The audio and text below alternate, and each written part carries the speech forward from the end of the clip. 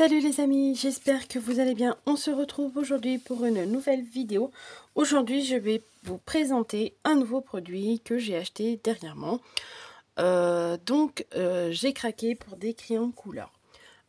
Faut savoir qu'il y a assez longtemps que je cherche à acheter des crayons de couleur sans me ruiner parce que j'ai pas forcément le budget pour, mais sans acheter des produits de mauvaise qualité que je ne pourrais pas utiliser. Par exemple, j'ai déjà acheté ceux de Action et j'aime pas du tout.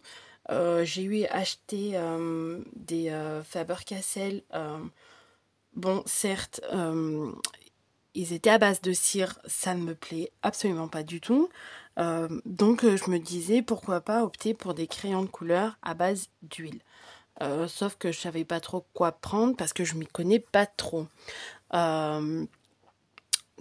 Récemment, c'était l'anniversaire de ma fille et ma copine Scrap Sandrina, elle lui a offert une boîte de crayons de couleur et j'ai littéralement craqué dessus. C'est une boîte de 50 crayons de couleur à base d'huile et celle que je vais vous montrer, c'est 50 couleurs. Pardon. 50 couleurs et il y a des couleurs pastel et des couleurs vives. Et j'ai adoré ce packaging parce qu'il y a des couleurs dans les tons chers. Donc je me suis dit pour faire des mises en couleur, ça pourrait être tip top. Donc sur les conseils de ma scrap copine, je l'ai écouté, mais j'ai aussi regardé plusieurs vidéos, plusieurs avis sur le net, sur YouTube notamment, et ils ont très bonne réputation. Je me suis dit que j'allais les tester moi aussi. Donc il s'agit de la marque Brutfunner. Là, c'est un packaging de 50 crayons dans les tons, comme ils disent, macaron. Faut savoir que ce packaging-là existe en plusieurs versions. Il y a 72, il me semble. Il y a moins aussi. Je vous dirais, il y en a pour un peu tous les goûts et un peu tous les budgets aussi. Donc, ce sont des crayons de couleur à base d'huile. Et pour avoir regardé plusieurs vidéos là-dessus, certaines personnes, donc c'est principalement les personnes qui font du coloriage sur les carnets, là, les carnets de coloriage. C'était ces personnes-là qui faisaient leurs avis et ils les comparent principalement à la gamme de Polychromos ou à une autre grande marque de crayons de couleur, les Holbein. Donc personnellement, les Holbein, je ne connais pas. Je suis allée regarder, mais il s'agit de crayons de couleur de très grandes marques aussi, un peu comme les Polychromos. Donc je me suis dit, si les personnes les comparaient à de telles marques, c'est que ils ne devaient pas être si mal que ça pour le prix. N'hésitez pas à aller voir la barre d'infos, je vous mettrai le lien d'où j'ai acheté ce packaging. Donc moi je les ai trouvés sur Amazon, mais il me semble qu'ils existent sur d'autres sites et je l'ai payé. Donc à la base il coûtait 15 €. Mais j'ai eu droit à une petite ristourne. Donc faut savoir que je trouve que c'est ultra raisonnable. 15 € pour les 50 crayons de couleur. Je trouve que c'est relativement peu cher et accessible. Donc je vais vous les présenter et les tester avec vous. J'en ai déjà testé quelques-uns. Enfin, j'ai testé ceux de ma fille pour me faire mon propre avis. Je les aime beaucoup. Parce que déjà je préfère, je vous dirais que je préfère les crayons de couleur à base d'huile qu'à base de cire. Pour en avoir essayé quelques-uns, certes pas de très grande qualité, mais c'est pas fait pour moi. ceux-là sont assez gras, très crémeux, ça glisse tout seul quand on colorie. Et en plus, il y a de très très jolies couleurs. Donc, pour vous présenter ces petits crayons, je me suis fait mon propre nuancier sur Canva.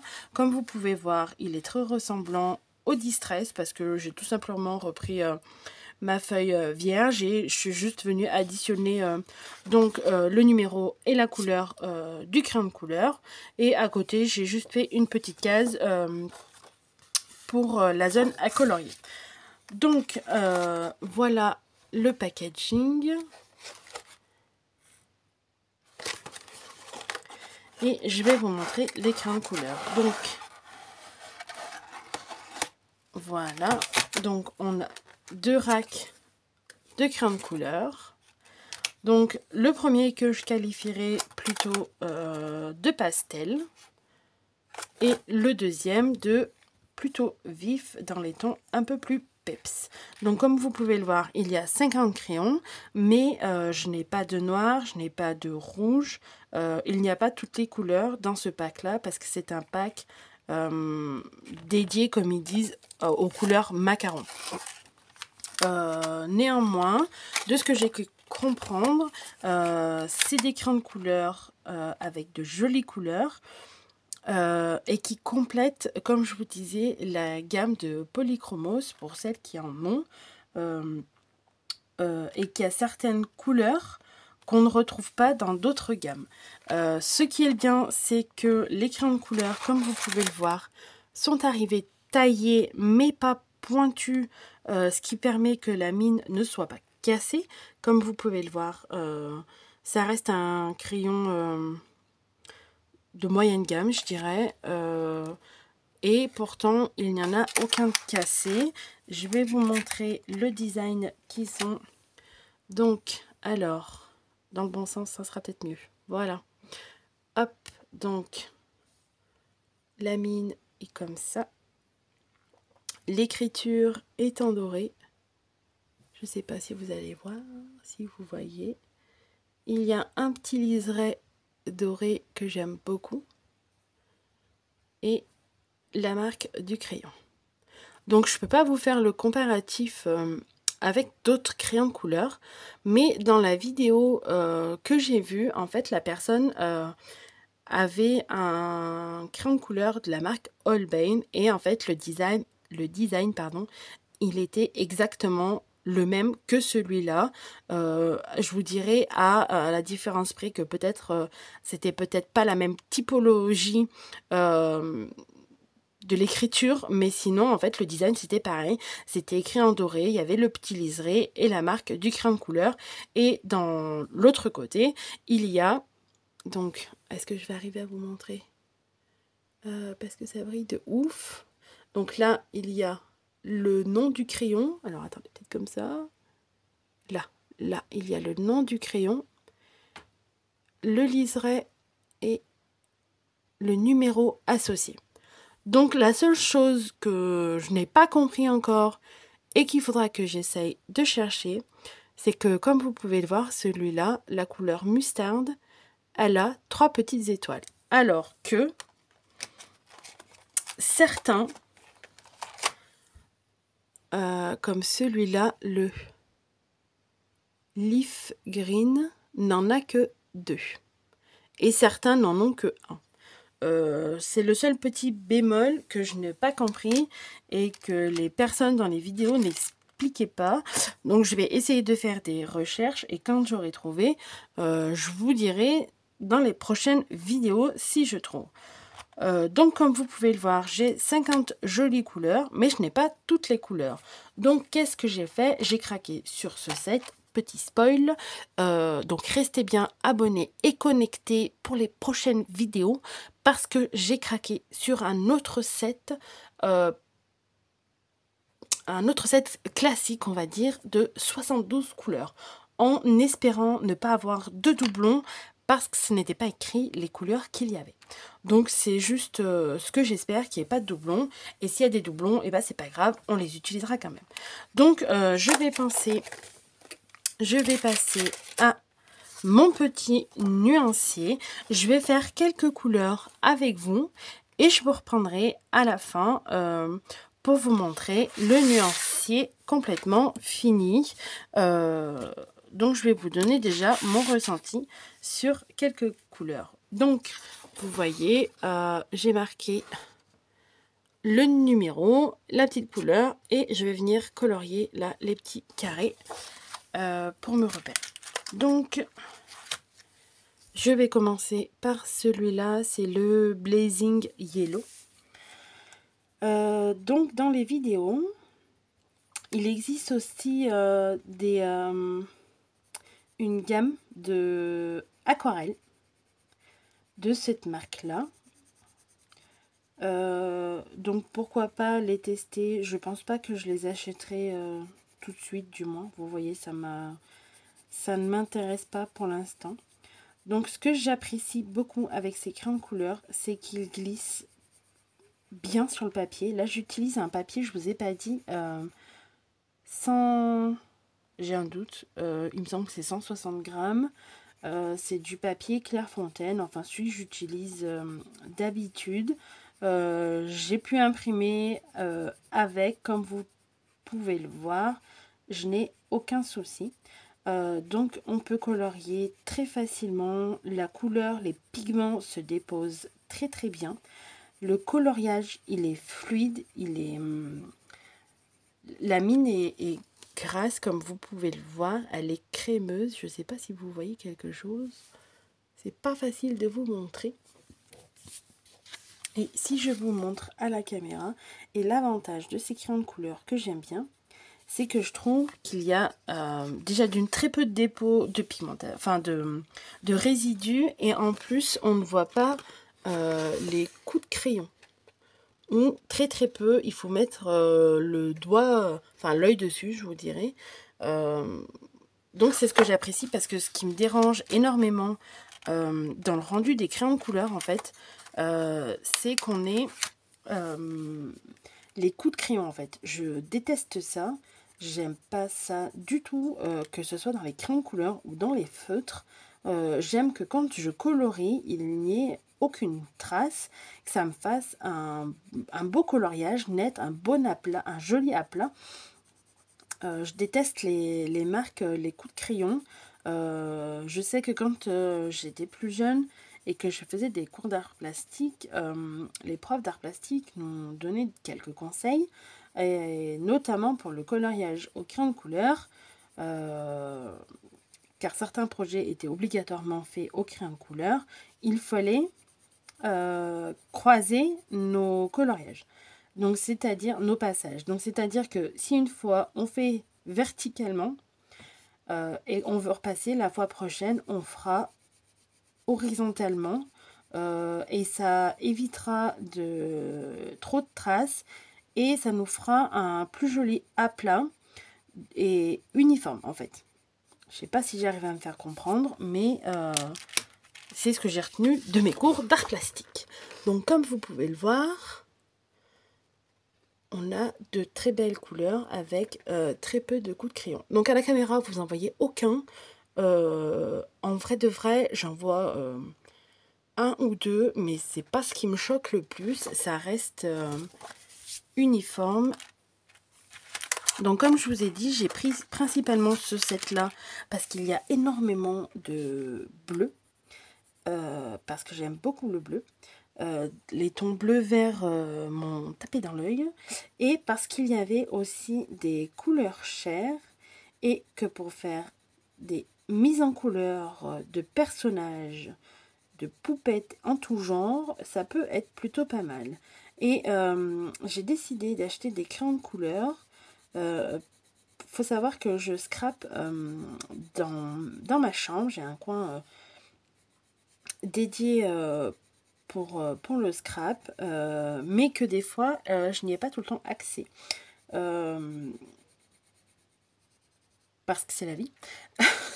Non pas parce que je le veuille, parce que c'est la vie, et que des fois je suis obligée donc de scraper en bas, et pour éviter de descendre tout mon matériel en bas, je me suis dit que d'avoir une petite trousse avec des crayons de couleur quand j'ai un quart d'heure, 20 minutes à consacrer, ça peut être pas mal d'avancer dans mes projets comme ça. Alors je dis pas, je filmerai pas à chaque fois peut-être, mais ça me permet au moins d'avancer dans mes projets parce que des fois j'ai des idées, mais je peux pas venir scraper dans ma chambre. Donc du coup, je me suis dit que ça pouvait être plutôt pas mal. Donc je vais avancer dans la colorisation. Comme vous pouvez le voir, c'est des très belles couleurs. Le crayon de couleur glisse tout seul. Il est assez gras, je vous dirais. Bien crémeux. Enfin bref, je tombe d'amour pour ces crayons de couleur. Franchement, c'est une très très grande révélation pour moi. Je remercie énormément ma scrap copine Sandrina. Bien plus qu'une scrap copine d'ailleurs, soit dit en passant, qui m'a fait connaître ces crayons de couleur. Et franchement, je suis en admiration totale devant ces crayons de couleur. Il y a de très très belles couleurs. Je pense que on peut faire pas mal de jolies choses avec ça. Donc je vais continuer et je vous reprendrai plus tard à la fin du nuancier. Donc voilà ce que ça donne les amis une fois terminé. Donc vous pouvez le voir, j'ai découpé et j'ai assemblé comme j'ai fait pour les déstress que je vous ai montré la dernière fois, pour pouvoir venir mettre à l'intérieur de mon petit nuancier et venir le compléter ainsi. Donc je n'ai pas fini parce que il faut que je fasse la petite page de présentation et je vais essayer, je vous ai pas dit en début de vidéo, mais je vais essayer de me faire le nuancier sur papier noir parce que j'ai fait un petit test, mais quand je vous dis petit, c'est petit rikiki quoi, mais ça fonctionne. Donc je me dis que ces couleurs un peu vives, ça peut être plutôt pas mal sur papier noir. Il faut juste que je voie si j'arrive à imprimer le nuancier sur mon papier noir. Donc vous voyez, elle fonctionne très très bien, les couleurs. Et je me dis que ça peut être plutôt pas mal. Faut juste que je voie si mon papier noir déjà d'une passe dans l'imprimante parce qu'il est assez épais. Et si j'arrive à imprimer, je pense qu'il ne devrait pas y avoir de souci, mais il faut que je fasse imprimer en blanc pour l'avoir sur le papier noir. Et si j'y arrive pas, il faut que je fasse tous les traits à la main. Donc c'est pour ça que je ne l'ai pas terminé, parce que ça viendra se coller à la suite du premier nuancier que j'ai fait. Mais là, pour vous montrer toutes les couleurs que j'ai, et comme vous pouvez le voir, c'est des très très belles couleurs. Je suis très fan. Celui-là. J'ai déjà des petites couleurs favorites. Néanmoins, après les avoir tous testés, je vous dirais qu'il y a certaines couleurs qui ont très très peu de différence. Notamment ces roses-là, rose-violet, je vous dirais la nuance est peu visible. On voit que ça devient plus foncé à chaque fois, mais ça reste léger quand même. Sinon, est-ce que j'ai noté autre chose? Non, pas vraiment. Vous voyez là, comme je vous disais, j'ai des tons clairs et il y en a qui peut être plutôt pas mal pour faire les tompos, notamment celui-là, ceux-là, là j'aime beaucoup, selon si on veut donner un côté rosé, un côté plutôt jaune, ça peut être plutôt pas mal. Donc n'hésitez pas à activer la petite cloche pour être au courant des prochaines vidéos, et je vous dis à bientôt pour la suite. On se retrouve pour la suite de mon nuancier. Donc je l'ai terminé, je l'ai assemblé puis inséré à l'intérieur de mon nuancier. Donc j'ai réalisé une petite page de garde assez simpliste, comme vous pouvez le voir. Donc le nuancier sur papier blanc, comme je vous l'ai montré précédemment, Et j'ai également réalisé sur papier craft. Donc il y a certaines couleurs qui ressortent très très bien. Par exemple celle-là, tous les roses, je trouve. Bon, par contre, je trouve que il y a très peu de nuances au niveau de ces couleurs-là. J'aime beaucoup celle-là aussi. Il y a des couleurs plus intéressantes que d'autres, je trouve, personnellement. Je vous dirais que toutes les couleurs plutôt claires ont un rendu totalement différent que sur le papier blanc. J'essaye de bien vous montrer à la luminosité comme je peux.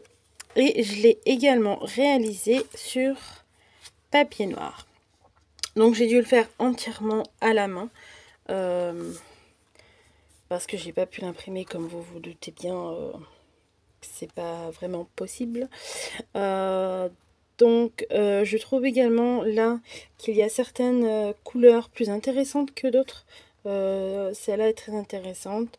Les roses, il y a très peu de différence entre elles. Je sais pas si dans le blanc il y avait cet effet là, mais alors non, dans le blanc on voit quand même une légère nuance, très légère, mais elle se voit quand même qu'alors sur le papier craft et sur le papier noir elle est assez subtile.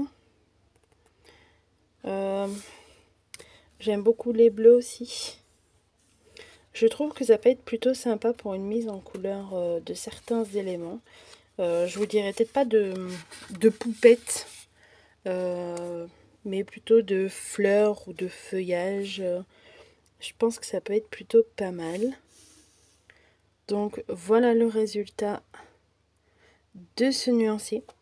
J'espère que la présentation de ce nouveau produit, de ce nouveau médium vous aura plu. N'hésitez pas à me laisser un commentaire pour me dire quel est votre médium préféré, si vous préférez la peinture, l'aquarelle, l'acrylique, les feutres à alcool, les crayons de couleur, quel type de crayon de couleur vous préférez. Je serais curieuse de savoir ce que vous préférez. Je vous dis à bientôt pour une nouvelle vidéo. Bye bye!